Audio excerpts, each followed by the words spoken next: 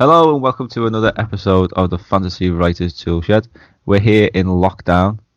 Sounds like a game show opening, sort of, that doesn't it? We're here in lockdown. So I think it's day 5 of isolation here in the UK. Wherever you are in the world, I hope you and your family and friends are safe and well. Keep scrubbing those hands if you've got any skin left on them. So I'm sure we've all heard enough of the virus. So today we're returning to short fiction. Only in this instalment we're going even shorter with flash fiction. And to help us navigate our way through this literary mire is Charles Remington. Charles, welcome to the Writers Toolshed. Morning. Charles is a writer and editor who, along with 2 others, has just released a book called Nano Nightmares, which is an anthology of 2-sentence horror stories. That's taken short fiction to the extreme there. So we're going to talk about Nano Nightmares shortly, but first it's time to get to know Charles a little bit more. So Charles, I've got a series of quick-fire questions for you. Nice quick answers. Are you ready? Mm-hmm. So, who's your favourite writer? A chap called J.B. Priestley. He's the guy who got me writing in the first place. He's playwright, and I suppose his most famous books are The Good Companions, which he made into half a dozen films, stage plays, Dangerous Corners, things like that, and Inspector Calls. But my favourite is a book called Bright Day. Brilliant book, brilliant author. Nice. Do a Yorkshireman. His advice to writers was, if you're going to write, just write. Every day, sit down, face the icy challenge of the blank page and write. At the end of the day, you may throw half of it away, but as a job, that's what you got to do. Sit down and write every day. That's great advice. Yeah. Dead now. So is that your favourite book as well? Yeah. A little while ago, I made a list of my top 10 books, and when I got to number 1, I cheated and said, look, if God has a Trinity, I'm going to have 3 books as my favourite book. That's one of them, yeah. What the other 2? Another one is The Affirmation by a chap called Christopher Priest. Great science fiction author, very good. And then there's a book called Bilby by H.G. Wells, another great book. It's not really science fiction, but it's a sort of quintessential English summer. Beautiful book. Bilby, H.G. Wells. See if you can get hold of it. It's a great book. Check that one out. What's your favourite food? That's a difficult one. I like all food. I suppose probably ragu. Yeah. My wife makes a brilliant ragu. It's sort of Italian meat stew, lots of tomatoes, and the meat's cooked for sort of 6-8 hours. Comes out really nice. Very good. Did you have any nicknames as a child? No, not really. Not that I can remember. No, I can't think of one. I mean, a lot of my childhood was in Italy, and it's not really something that sort of Italian kids do. Oh, nice, interesting. So we'll come on to Nano Nightmares. Tell us a bit about it. Well, Nano Nightmares started when I got an invite from Goodreads to write a horror story in 2 sentences, and I thought it was a bit of a daft request to start with, but I wrote one, and then while I was writing that one, I was thinking of another one, and so while I was writing that one, I was thinking of another one, but very quickly I'd done about half a dozen, and I started, I mentioned it to a couple of other authors, and they thought it was fun, so they wrote a few, and sort of including you, I mentioned it to you. Yeah. So after a little while, we got probably 20-30 stories together, and I mentioned it on in various groups that I belong to, author groups online, and people started sending them in, and Shirley thought it'd be a great idea for a book.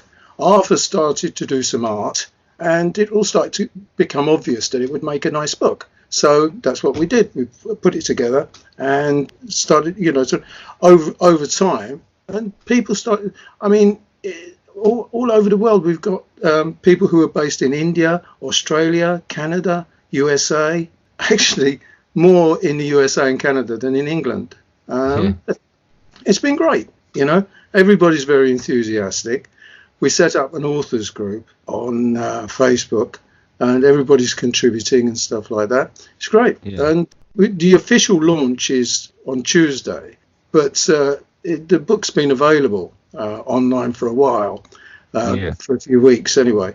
And, so it's been selling, and we've even got some brilliant reviews already. So it's going well. Fantastic. So had you written any nano-fiction before? No, sort of like most authors, I've had a go at poetry and things, which, if you write even a limerick, that's sort of nanofiction. But no, not something that ever occurred to me, really.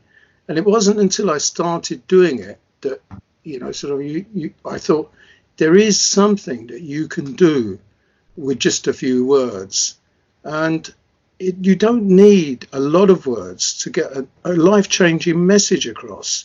If you say, look, I want a divorce. There you go. That's a life-changing message. Only a few words.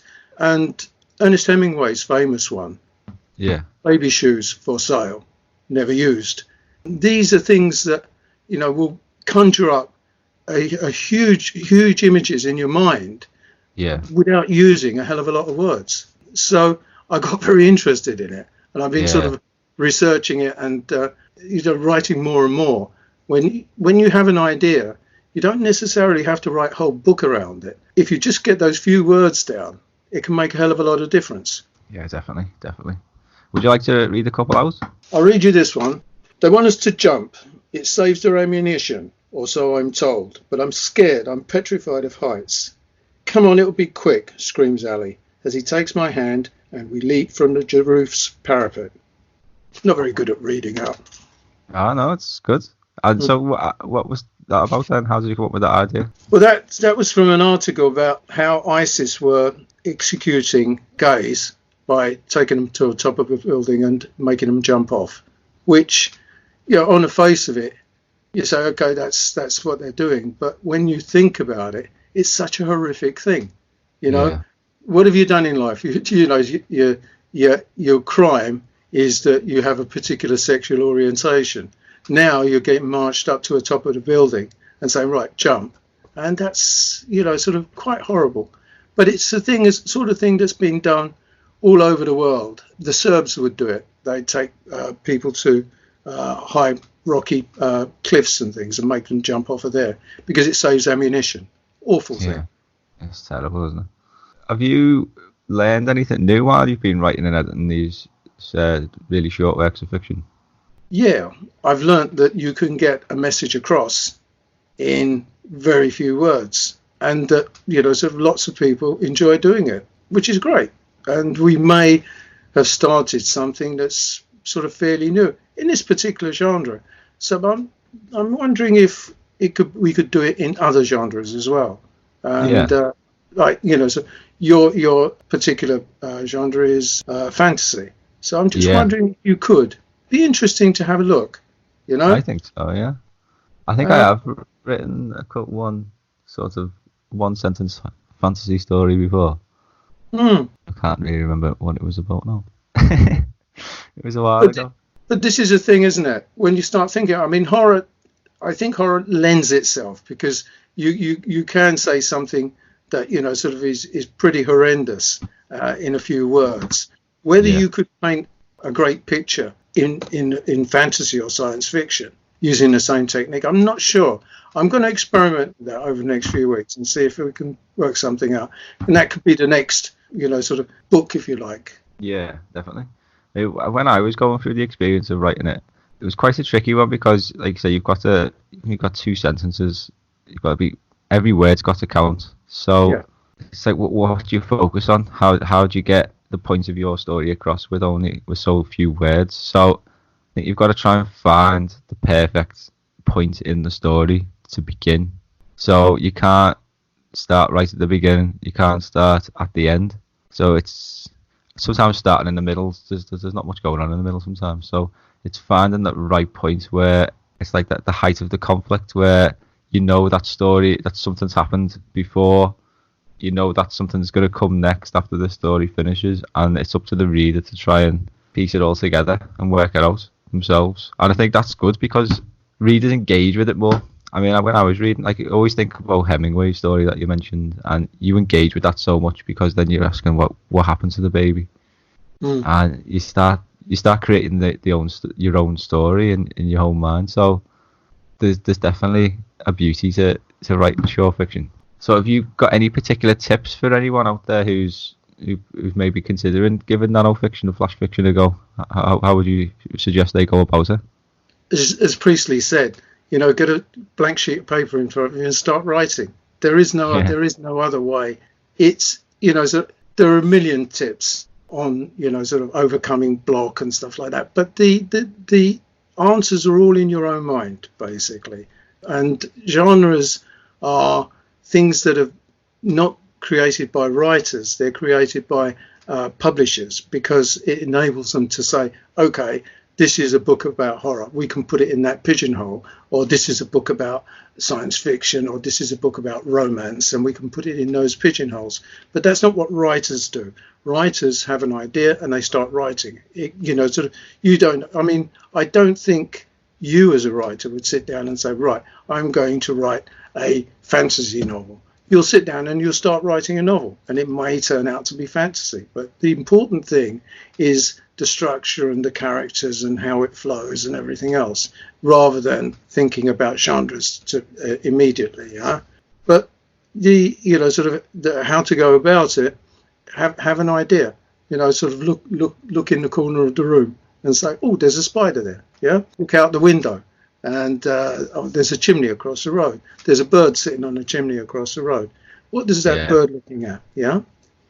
Exactly. That's a nice way to look at it. Yeah. Yeah. I think when I was looking through some of mine, I was just looking at like people's fears. What do people really afraid of, and playing on them. So I don't know. Or like I quite like creating scenes which appear quite ordinary, but beneath the surface there's something very strange and dark going on. It's something I quite enjoy, like just sort of playing with people's perceptions of it. Yeah, so I mean, one of the stories that I wrote for this book, and a lot of people tell me that they particularly like, is about the dog. So I'll read this one out now and see what you think. The pained whimpers of the dog woke me, his wet nose nuzzling my ears and throat, tongue warm and ticklish, his teeth nipping at my skin, his paws pushing down on my chest, hard. Before wakefulness hit me fully, a thought reached my semi-lucid state. The dog died 2 weeks ago. So, bit of an interesting on that one. But again, that's just because I think at the time I was thinking of ideas and I was walking the dog. So it's just amazing how your mind just makes these things up itself. What sort of dog you got? Border collie. Ah, brilliant! Yeah. Yeah. They need a lot of walking. Oh, just a bit, yeah. It's not too bad in this lockdown situation we're in, though. Got plenty of time to walk the dog. You're based in Liverpool, yeah? I am based in Liverpool, yeah. Yeah. You say by the Murray Firth, on the banks of the Murray Firth? Little harbour up in the Murray Firth. But I spent a lot of time in Liverpool because of the shipping industry I was in, so I know the town. Very good. So, how are you planning to market Nano Nightmares? Well, the initial marketing will be through Facebook, basically, or mostly social media. Nowadays, that is the main route to market because you can connect with individuals. Advertising. One of our people is the Trivia Mundi is a sort of loose collection of people that none of us work for Trivia Mundi. It's just one of those things where writers get together, will produce something and launch it. But one of the people works for DC Thomson. He's a marketing man for DC Thomson. They publish the Beano, lots of papers and radio stations and things like that. So we can we get an entry into general media. But today, the way to market is through social media. So it's mostly Facebook and Google advertising, things like that. Everything's been set up for the first launch. We've got, I don't know if you've seen it, we've been experimenting with it over the last few weeks. And that's the cover with a load of bats flying out of it. Have you seen it? Yeah, that's brilliant. Yeah. Well, that will be pushed out over about 2 weeks. starting on Tuesday. And then after that, we've got one chap who's brilliant with doing, I don't know if you saw one where there's a sort of arm reaching out of the soil, pulling a woman down who's holding the book, sort of. And he's great at doing that sort of stuff. And so what we'll be doing is we'll be doing that pretty much on a sort of weekly, monthly basis, just gently trickling it out into the market. And then come September, October this year, that will be when the main thrust of the advertising will be. Because if you do the research into where the peak times for this type of book is, it's a huge spike in, sort of in the run up to Halloween, basically. So that until over Christmas, because Christmas and New Year, great book sale times. And then, sort of we'll see how we go into next year. We'll make a report once we get to April next year and the book's had a year to run, and we'll make a report, and hopefully sort of we'll sell millions of copies and everybody will be rich. Yeah, that'll be nice. Yeah, so it sounds like a very organised approach, and like you've thought a lot about, obviously you've done a lot of research, you've thought ahead, you've plotted your steps. So do you think that's the best way to market a book? Are you talking about general marketing, or just general marketing? Yeah. If you're an independent author, basically your main route to market, you've got two options. You can either try and get published by a publisher, or you can self-publish. Nowadays, publishers will want you to do as much work yourself as you would if you self-published. So Trivia Mundi we set up 15, 20 years ago, and we've published basically a lot of books about trivia. Yeah, so we're quite used to short sentences and the setup of the books, so have lots of small bits rather than long narratives.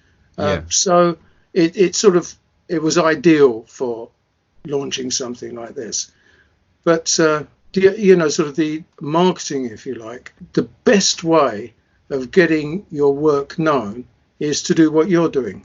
You have a lot of presence on Facebook platforms and things like that, and you obviously keep in touch with your public, with people that like your work, and so on and so on. And it's the best way of doing it. Grow it organically. That seems like, to me, it seems quite the natural way to do it. I mean, if someone reads something of mine, I'm so appreciative of it, and if they like it, it's even better. So if someone takes the time to reach out to me to say that they've liked a story of mine, I think it'd be so rude not to reply. Yeah, ridiculously rude. I think, I don't know, I had an experience probably, I think it was a year or two ago now, with Raymond E. Feist, who was talking about your favourite author before. He's one of my favourite authors, and he got me into writing. So, I mean, he's like, I don't know if you've heard of him before, but he wrote a series called the Rift War Saga, which I think was about 22 books, and it's probably one of the best fantasy series I've ever read anyway. Worldwide bestseller. Probably regarded one of the best fantasy writers in the world. So he came to Liverpool, Waterstones, and then sat down for the talk, and then queued up for about 45 minutes afterwards to meet him. And then, do you know, when you're going through, you're getting closer in your mind, and you're going through in your mind, you're just like, I'm going to say this to him. I'm going to say, thank you so much for what you've done, because you inspired me to write, and now here I am doing all this and whatnot. And then finally got to the queue. There was a girl in front of me who asked him some bizarre question. And then for the entire time that I was with him, he was just talking to someone else behind him about what this girl had asked him. So he didn't acknowledge me once. He just signed the book, gave it to me, and I was off. And then it was on to the next person, so I didn't get to say anything. And do you know what? It was really underwhelming. This guy had sort of got me into writing, and then I'd queued up for ages. I kind of felt like I was taken for granted. And in a way, that's taught me an important lesson, because whatever happens, I will never ever do that to anybody. Any fan who has spent time queuing up, wanting to meet me, I would never ever do that to them. Never take them for granted. So, in a way, it was disappointing, but in a way, it was good, because it taught me a very important lesson about engaging with people and just, yeah. So, do you think it's quite important for writers to be able to write these different types of fiction? Yeah, the thing, I don't think I believe in types of fiction, to be honest. I think different types of fiction are, as I've said, an industry method of pigeonholing writing. So if I think, sort of authors will naturally find a niche that they're comfortable in. And, sort of, if you said to me, write a romance novel, it might be set on a spaceship because I like to write science fiction and fantasy. But I don't think people start off with saying, I'm going to be a horror author or whatever. I think they will find their own comfort areas. And the thing about it is, especially when you're writing science fiction and fantasy, you are creating worlds. So you will naturally create a world that you feel comfortable in, or a world that you think is dangerous or whatever. But it will be your world, and not necessarily, sort of any particular genre when you start off. Yeah, definitely. And what do you think about writers not so much experiment with genre, but experimenting with the form? So say if I always remember a quote by George R.R. Martin, who said, it was when he was talking about new writers, he was sort of laughing to himself that everyone, when they decide that they want to write, they always start with a novel, which is the hard thing. So, why do people always start with novels, like really long technical pieces? Why don't you start with short fiction, which teaches you so much, like the economics of writing, how to focus on the meaning of words, teaches you to become more precise with descriptions and things like that. So do you think it's important for other writers to try things like flash fiction, nano fiction, before they go on to other types of fiction, like more complex ones like novels? I think you've got to find things that you are comfortable with, and probably it's much easier to start off with short stories. Poetry is the structure and form of poetry can be very difficult, but a lot of people start with writing the odd rhyme or poetry or whatever. But short stories are probably the most helpful thing, because you can get an idea across. I'm not convinced that most people start off with a novel, because it's such a difficult thing to do from start to finish. And, I don't know how long it takes you to write a novel. So I would normally spend a couple of years on writing a novel. That's how long it's going to take. So you say, am I ready to spend a couple of years in this particular world or trying to explore this particular area? It's much easier to write a short story that you can sort of start and finish in an afternoon or in a couple of days, and experiment with those. Write lots of short stories and lots of areas and scenarios, and then that's how you're getting your experience. Don't go on to a novel straight away. And then, of course, you've got film scripts, stage plays, all sorts of things that you can have a go at. Yeah. I don't know if you've seen, actually, it was in the Guardian newspaper, I think it might have been last week, and it was an article about a sudden surge in submissions to publishers and literary agents since the coronavirus has started. Yeah. So the people have got all this free time now, and apparently they're just firing novels off left, right, and centre. So I thought it was quite an interesting thing. But I take your point as well. It is so. My personal view, it is so important to be able to write different types of fiction. When I first started, I just started with a novel, because that's what the idea I had in my head. I was like, I've got an idea for a trilogy, so I'm going to start writing a trilogy. And then when I started sending out the early chapters to my friends to read over, they were just riddled with mistakes. So I was like, I'm going to have to try and get better at writing. And then that's when I came across advice from George R.R. Martin, who said you should always dabble with short fiction when you're starting out, so that you, like you said, you can practice and you can afford to make mistakes. You can learn quickly what you've done wrong and then fix them. And then my writing just improved so much after writing a few short stories. Because if you think about it, if you just write novels, it's like a carpenter who just makes tables all day and nothing else. So he makes the best tables, but he doesn't really know how to make anything else. So does that make him a good carpenter? So in not trying something new, you may not develop skills that you need in order to become a good writer. So I think if there's any opportunity to write something a little bit different in a different form, I'd do it. And if anything else, when I was writing these nano-fiction stories, I had so much fun, and I've had so much fun sharing them as well, because you could tell a story within seconds, and they're so quick to grab people's attention as well. As a writer, that's the most satisfying thing. Yeah, it's definitely a nice creative break from the norm, so I'd recommend it to anyone. Give it a go. Just 2 sentences, because it teaches you to play around with form as well. I use commas quite a lot in my stories to try and draw out the story a bit more and get a bit more detail, and so it teaches you all different kinds of skills. It's so good. So you're just flexing your creative muscles. I'd give it a go. Yeah, Charles, have you got any more stories that you'd like to read out before we finish up? Let's have a look. Okay, here you go. There's another one of mine. She should not have got so close to the window. The putrid hand smashed through, clutching her hair and dragging her through the broken glass, trailing skin and blood and screams. Oh, do you know what? I'd highlighted that one myself because I really enjoyed that one. That was a vivid image, and you can just imagine it so clearly, can't you? Mm. I quite like this one of yours as well. I might read this one out if that's okay. Yeah, have a... As I subconsciously brushed away whatever was tickling my face, I was jolted awake by a strange sensation. Sitting bolt upright in my bed, my heart pounding erratically, I stared at the huge black spider staring at me from my pillow. Had I been bitten? Nice, because that's just like such a normal scenario, and it's just so, it's really good. I really like it. Read one of yours. I'll read one of mine after finish. I'll go for this one, ghost story one. Emma had always laughed at the fools who branded this house haunted. Now, standing in the upper bedroom, she could uncover no source of the buzzing sound, like that of a fly around a bulb, nor could she account for the repetitive tap, tap, tap against the floorboards, the gentle breathing in her ear, whispering things she couldn't understand, or the invisible fingers wrapping themselves around her ankles. It's got very nice structure on that.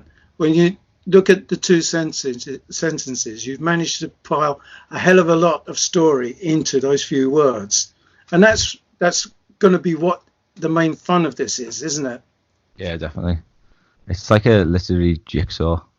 Yeah. Got to try and find the right pieces with the right meanings, bring it all together. So that's why I really enjoyed this exercise. So thanks again for asking me to get involved, because it's been a whole lot of fun. Right. And so tell us again where we can get Nano Nightmares and when's it coming out? It's available on Amazon now. You can get it in e-format, Kindle book, and you can get it in paperback. And it's not expensive. As I said, it's available from Amazon mainly. Yeah. And I mean, you say it's not expensive. There's 160 odd pages in here.